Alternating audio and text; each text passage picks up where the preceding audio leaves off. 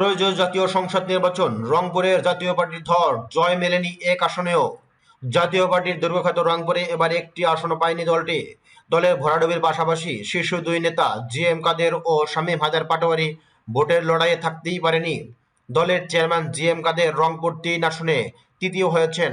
তার মতো মহাসচিব শামীম হায়দার পাটোয়ারি গাইবান্ধা ১ আসনে তৃতীয় হয়েছেন। জাতীয় পার্টির ভরাডুবির বিপরীতে রংপুরে জয় জয়কার হয়েছে জামায়াতের। ভোটে দলটির সঙ্গী জাতীয় নাগরিক পার্টির আক্তার হোসেন জয়ী হয়েছেন জেলার অপর আসনে। বিএনপির প্রার্থীরাও অল্প ভোটের ব্যবধানে ৬ আসনেই দ্বিতীয় হয়েছেন। রংপুর ১ আসনে জামায়াত ইসলামীর রায়হান সিরাজী ১,৭৪,২৪৫ ভোট পেয়ে বিজয়ী হয়েছেন। তার নিকটতম প্রতিদ্বন্দ্বী বিএনপির মোকাররম হোসেন সুজন ধানের শীষ ৬৯,১৩১ ভোট পেয়েছেন। রংপুর ২ আসনে জামায়াত ইসলামের এটিএম আজহারুল ইসলাম ধানের শীষে ১,৩৫,৫৫৬ ভোট পেয়ে বিজয়ী হয়েছেন। তার নিকটতম প্রতিদ্বন্দ্বী বিএনপি মোহাম্মদ আলী সরকার ধানের শীষে পেয়েছেন ৮০,৫৩৮ ভোট। রংপুর ৩ আসনে জামায়াত ইসলামের মাহবুবার রহমান বেল্লাল দাড়িপাল্লার প্রতীকে পেয়েছেন ৭৫,৮২৭ ভোট, বিজয়ী হয়েছেন। তার নিকটতম প্রতিদ্বন্দ্বী বিএনপি শামসুজ্জামান শামু ৮৪,৫৮৭ ভোট পেয়েছেন।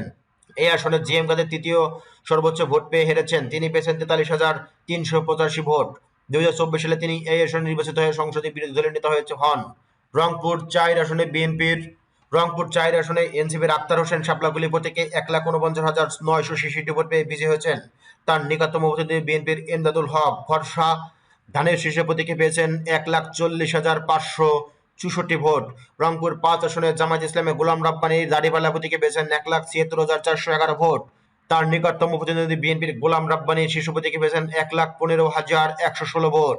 রংপুর ৬ আসনে জামায়াতের নুরুল আমিন ধানের শীষ প্রতীকে পেয়েছেন ১,২০,১২৮ ভোট। তার নিকটতম প্রতিদ্বন্দ্বী বিএনপির সাইফুল ইসলাম ধানের শীষ প্রতীকে পেয়েছেন ১,১৭,৭০৩ ভোট।